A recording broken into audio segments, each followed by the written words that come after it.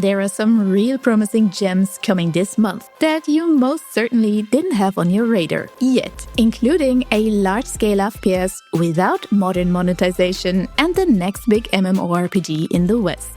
How about an FPS that punishes terrible teammates for not working on the objective? Sounds good to you? Then just wait until you hear what else WARDOGS has up its sleeves. This large-scale tactical FPS combines the immense scale and destruction of a battlefield, but without the mainstream monetization and a much bigger focus on actual tactical teamwork. At the same time, it stays accessible and interesting for different types of players. In WARDOGS, 100 players across 3 factions battle it out on massive maps in an all-out warfare mode that's similar to King of the Hill. We have infantry, vehicles, logistics, and destructible environments, but the biggest novelty is that all your team efforts pay off in cash. The more you contribute to your team by playing the objectives, transporting supplies, or supporting your team with revives, directly gives you back more resources to then work with. You can spend those on arms, including helicopters and tanks,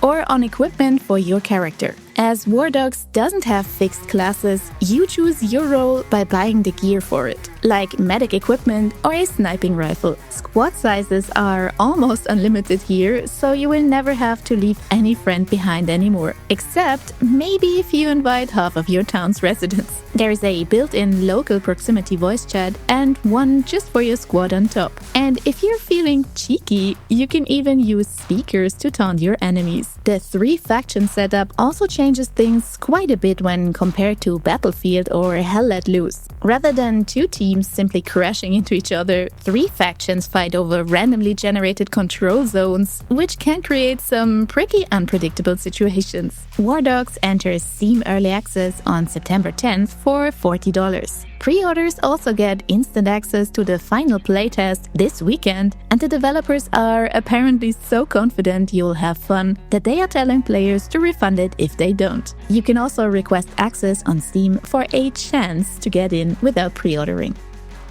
AION 2 is finally making its way to the West in September, bringing back a classic but also very controversial MMORPG from 2008. In typical modern MMO manner, there's a lot that's looking very promising. But anyone who has played any MMO lately knows that success in the West depends a lot on the monetization. So let's have a look at the game and NCSoft's plans for it. The game did already launch in Korea and Taiwan last year and was overall a big success, although social media was pretty loaded with concerned players. Allegedly, they have toned down the subscriptions and cash shop quite a bit in the East since then. Still, it is pretty safe to expect a rather heavy monetization approach, with cosmetics, battle pass, and an optional subscription that locks some convenience behind a paywall, like the cross-server marketplace. Story-wise, AION 2 is set around 200 years after the original game. You will once again choose between the 2 opposing factions, Alios and Asmodeans. The world is supposedly around 36 times larger than the original, with a seamless map designed around exploration on land, in the air, and even underwater.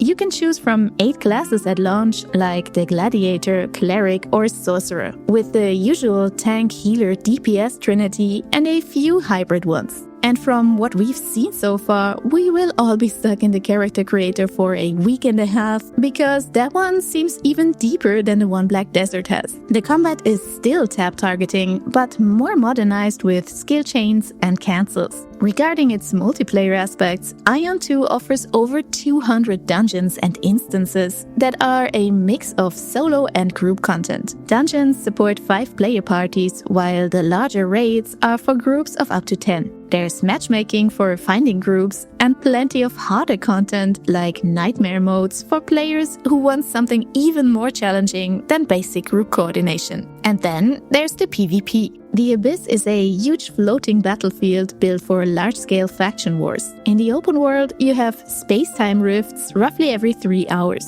These are basically PvPvE invasions into the other faction's territory, where you can farm currency and solve quests. Of course, there will also be more traditional PvP content like arenas and battlegrounds. Although the exact date is still not publicly confirmed for some reason, the global PC launch seems to be scheduled for September. Founders Pack owners get 5 days of paid early access starting September 30th, similar to how Lost Ark handled their launch. I hate that, by the way. The rest of us, free-to-play plebs, are joining a little later, so probably the first week of October? And if you are giving it a try, don't forget to pre-register on their website for the usual free rewards on launch. Minecraft Dungeons 2 is the sequel that allegedly fixed all the co-op-centered problems we had with the first one. And no, Jack Black probably won't make an appearance either. It is still very much a Diablo gone family-friendly action RPG where you fight mobs, take down bosses, and constantly hunt for better weapons, armor, and other gear. But they have changed the linear mission selection format into a larger, more interconnected world. Not fully open world, but you can now explore more freely along a less guided trail. Dungeons act as levels within a bigger world, and we got some new biomes and locations. And yes, you can finally jump. But the biggest step up in Dungeons 2 is that they have made multiplayer considerably less annoying and a ton more fun. Everyone gets their own personalized loot now, with color coding and indicators. You can regroup so much easier with the new teleport feature that lets you port to another player at any time. And opening the inventory no longer pauses the game for the entire party. So, no more getting trolled by Greg. You can still play in a group of up to 4 players, both online and locally, and you can even mix the two flexibly. So you could have 3 people playing together on one couch, while a 4th one joins online. And with a release across PC and all consoles, including both Switches, with full crossplay support, this game can really bring the whole group together. The drop-in and drop-out system lets the difficulty scale with your party size, so it doesn't matter if one has to leave early. And if your usual group isn't available, there's also matchmaking and a friend list to add your newfound buddies. And if you prefer not-so-family-friendly ARPGs, Crimson Moon is the whole package of gore, loot, and one of the greatest value for price games this month, which is $19.99 and a metal soundtrack on top. You play as a Nephilim, a half-human, half-angel warrior serving the order of the Crimson Moon, of course. The world is overrun with demons and other hellspawn to hunt down. But we also get the occasional boss in the form of a dead god. Average Tuesdays, I tell you. A church serves as your hub, filled with upgrade stations and NPCs that hand out replayable missions similar to games like Vermintide. One run usually lasts around 15 to 45 minutes and rewards you with permanent upgrades for your character and crafting material. If you invest enough, you can even evolve into a superhuman, including temporary transformations into an 100% angel. The combat is Souls-inspired, but still fast and action-focused. That means you should still try to learn enemy patterns, but you won't have to play the good old dodge roll till dawn game. There are no traditional classes, but you have a lot of freedom in terms of builds. There will be build loadouts too. Really one of the best features in any ARPG, yet one that's seldomly implemented. But the best part about Crimson Moon is how well they have implemented their co-op. It only supports 2-player online co-op, but they have really made the most out of it. And you know what they say, who slays together stays together. The entire campaign can be played together with drop-in and drop-out support and crossplay between PC and consoles. Missions also scale dynamically depending on whether you're playing solo or with your partner. Then, you two have one shared spicy life pool. But even when one player dies, the survivor can still revive their partner right in the middle of a fight. If you can pull it off, of course. Your builds can also work together in different ways, with one player focusing on crowd control and the other in powerful burst damage. And if you two don't have perfectly aligned playtimes, don't worry either. Differences in progression are compatible, and permanent hub upgrades carry over runs and partners. Well, if that's not a co-op highlight this month, we don't know what is.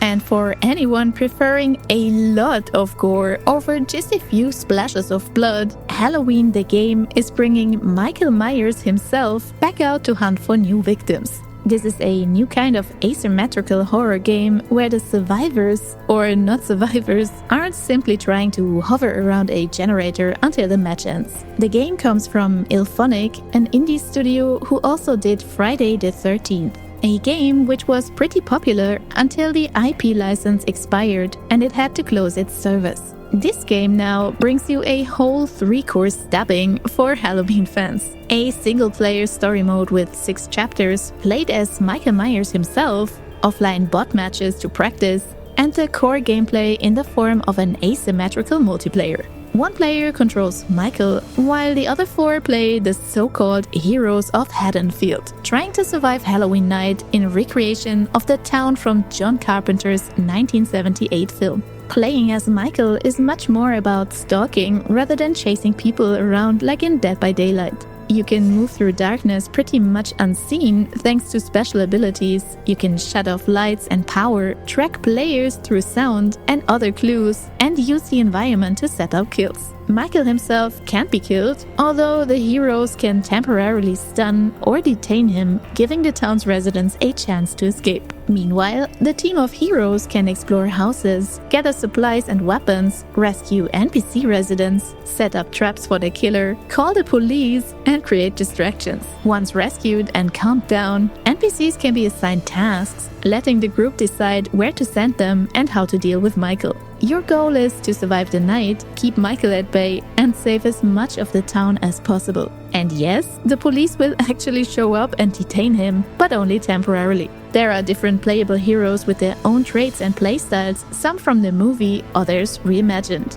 The different maps feature interactive environments, changing weather, and plenty of hiding spots and escape routes. Proximity chat is supported too, but had me wondering, can Michael hear us too? The multiplayer mode supports crossplay, private matches, and up to 5 players with 3 maps confirmed for launch. Those were this month's highlights, but we still got a few cool picks to stuff your wishlists. 4 magical girl androids walk into the Tower of Babel to beat up some angels and ultimately God. Sounds like a joke? Well, it's not, and neither is the collaboration between this indie co-op action roguelike and Fortnite. We checked twice, it's real. In Kernel Hearts, you and up to 3 magical friends climb the tower, fight biblical monsters, and collect temporary powers during each run. Between attempts, you can permanently customize your characters with skill modules that look like straight from Neon Genesis Evangelion, while each of the 4 heroes brings their own weapons and abilities to the team. One such ability includes a perfect magical girl transformation directly from Sailor Moon. Bring all the classics. The game is designed around combining your abilities, and as difficulty scales with your party size, coordinating your attacks and transformations can create some seriously nasty combos. For your enemies, of course. Kernel Hearts launches September 17th on PC and consoles, with a demo already available, fully tested and played by yours truly. It's a fast-paced indie game with unique characters, voice acting, and a lovely enemy aesthetic that could profit from smaller levels and clearer player goals. Trine 6 Together in Time is yet another entry in the side-scrolling action-adventure classic, combining platforming, physics-based puzzles, and challenging boss fights with couch or online co-op for up to 4 players. Part 6 comes with 2 brand new features. Every puzzle can now be solved by any of the 5 characters, so you're no longer forced to bring a specific hero for their ability. Also, we got a new time slow ability that makes tricky jumps easier and helps in combat. And if you decide to play online with friends, there is also full crossplay between PC and all consoles. If you're interested, try out the demo available on Steam or check out one of the previous games first to see if it's for you. We talked about Dimraeth a while back, and after playing the demo ourselves, this one instantly landed on our wishlists. We really enjoyed the beautiful art style and the combat that felt like an old-school game mixed with modern Souls-like elements like real-time parrying and blocks. Dimraeth is a fantasy action RPG for up to 8 players in online co-op, with peer-to-peer and lobbies. It has a deep RPG character progression. I mean, just look at this skill tree, as well as crafting and a base building system. There is a main story, but also side quests, mini-games, and secrets sprinkled all over the handcrafted pixel art world. Currently, you can choose between 8 races and 6 classes, and you can freely put together the build of your dreams. With more than 300 spells and plenty of class and elemental synergies, we are very positive that you can find something.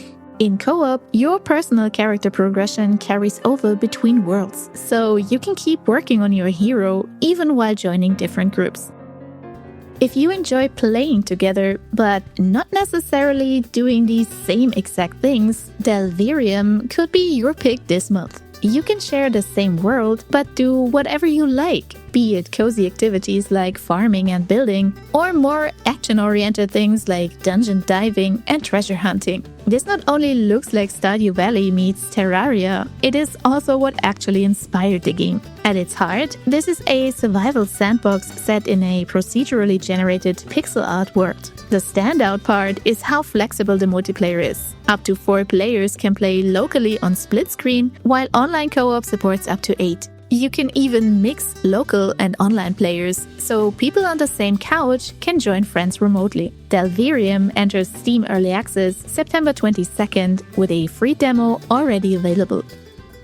This one is for the players who love a more lighthearted, absurd, and sarcastic approach to gaming. In good heavens, you play the latest chosen one, chosen by an incompetent god, so your average work environment. Your job is to fix the afterlife filled with deleted video game characters. It is an open-world survival crafting RPG for up to 8 players in a procedurally generated world. Together, you can get into all the genre-typical stuff, like fighting monsters and gathering resources to rebuild the city. And just a heads up if you're easily annoyed by survival mechanics like having to eat a handful of berries every 2 minutes, they have toned that down significantly. The emphasis lies more on exploration and generally having a good time. The co-op system is built surprisingly thoughtful with shared progression, difficulty scaling, and even ready checks for dungeons. There's a demo available on Steam with roughly the first 3 or 4 hours of the game.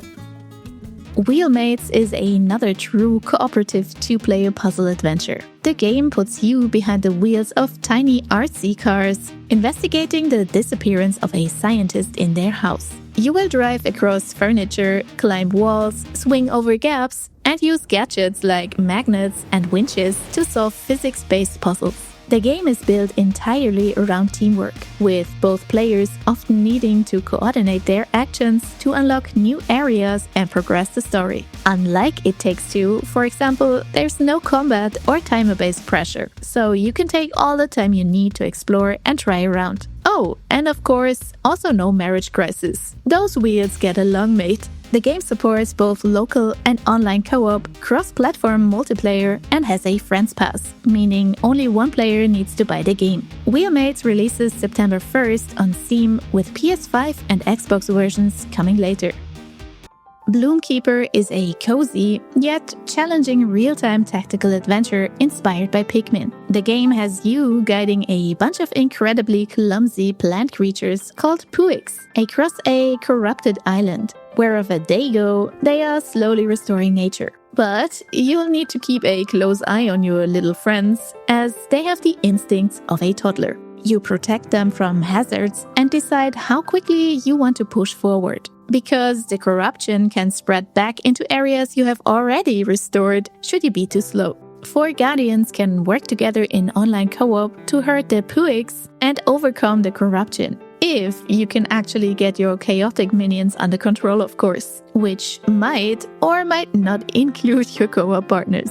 And those were the best co-op and multiplayer games releasing in September 2026. We hope you found cool stuff to fill your wishlists with. And of course, as always, we wish you a ton of fun in co-op with your favorite people, and we will see you again in the next one.